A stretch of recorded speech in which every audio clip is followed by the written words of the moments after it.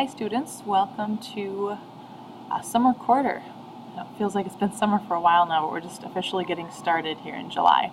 So I'm Dr. Lindsay. My contact information is over here on the right hand side. If you need to get a hold of me for any reason, you can use the phone number listed here, which is my office phone number. I very rarely sit at my desk. I'm usually in a classroom or on a different campus or teaching remotely. So if you do call that number, make sure you leave a message. If I don't see a message, I don't see a missed call. So let me know, leave a message if you do need to get a hold of me quickly. Otherwise, email is by far the best way to get a hold of me. It's the best way for both of us to be able to communicate back and forth. If you click on course messages over here on the left-hand side, that's the best email to use. There is another email address listed in the syllabus, but that's a little bit harder to get a hold of me because I don't check it as often. But if you use this course messages feature, I will check that all the time. I do have 48 hours to get back to you. That's the general rule for all instructors, but I am typically much faster than that as long as you use the course messages feature. Okay, so that being said, let's look at a couple things in the course. The first one is the syllabus over here on the left-hand side. You'll see my email updated here by the time you're watching this video. But again, it's not the best way to get a hold of me. Use the course messages link.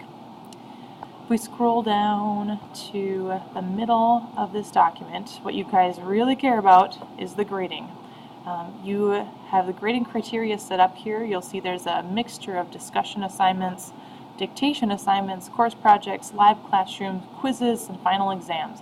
All of those things go into your grade, and you need at least 73% to pass the class. Below 73%, you'll have to take the course again. I do also want to point out at the very bottom the academic integrity policy. Make sure you're looking through this. Any type of cheating will be reported. I take it very seriously. Any kind of plagiarism where you're copying and pasting from an online source is absolutely not allowed for any course, for any reason. So just make sure that you are reading through all of the syllabus, the whole thing. I'm not going to read it for you because I know you're capable of doing that. But it's very important to understand everything that's in the syllabus for this class. Next thing over here on the left-hand side is your textbook. If you click on that, it brings you to this link. When you click on this link, it will bring you to your textbook. It's an e-book. So your e-book is going to be an online book. There is an option to download it. If you click on this and then go up here to PDF, you can download this for viewing when you don't have internet access. So you can download this on your computer, your laptop, your tablet, whatever you use the most. So I recommend saving this just in case you have a time where your internet goes out or you have spotty Wi-Fi access. You'll always have your textbook if you download it. All right, let's go back over here. The Student Success Guide is really helpful for those of you who are probably in your first class. This might be your first college class ever. It might be your first class at Rasmussen. If you're wondering, how can I do better? What can I do? What resources are out there for me? Check this page. We have tutors and peer mentors here. It tells you the difference, tells you how to get in contact with each one. There's also suggestions for time management, which is a big common problem for adult learners sometimes who are struggling with families and struggling with other responsibilities like jobs. So tons of resources here. Check those out. What else?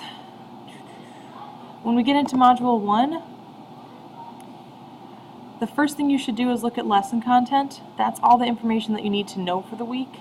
And then the assignments are the things you need to do for the week. I'll go into this much more in detail when we do our first live lecture, but I'll show you the lesson content for now. The objectives are listed here. This is what you should be able to do by the end of this folder's information. Everything you'll need to do is listed here under the assignments, and then we have the cool helpful information. So how will you use medical language? You will click through, scroll down and then click through whichever field you are pursuing. So if you're pursuing medical assisting, click on this. This video, it's quite short, they're all under a minute, is going to help you to realize why you're taking this class and what it's going to do for your future. We have a couple more short videos here that tell you how basic word parts are working and how they work together. And then the most important part of all, in my opinion, is to click on any icon that looks like this. It looks like kind of a package or a box. When you click on that, it's going to open up what is kind of like a slideshow, but an interactive slideshow. I'll blow this up so you can see it, or move it down.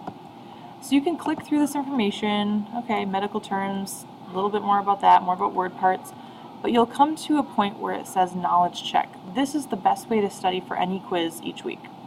Knowledge check is going to allow you to say, wait, did I learn what I just read, or do I need to review it? When you start this activity, you'll have some questions. So which vowel is added to the end of a word? Let's say, maybe that's U.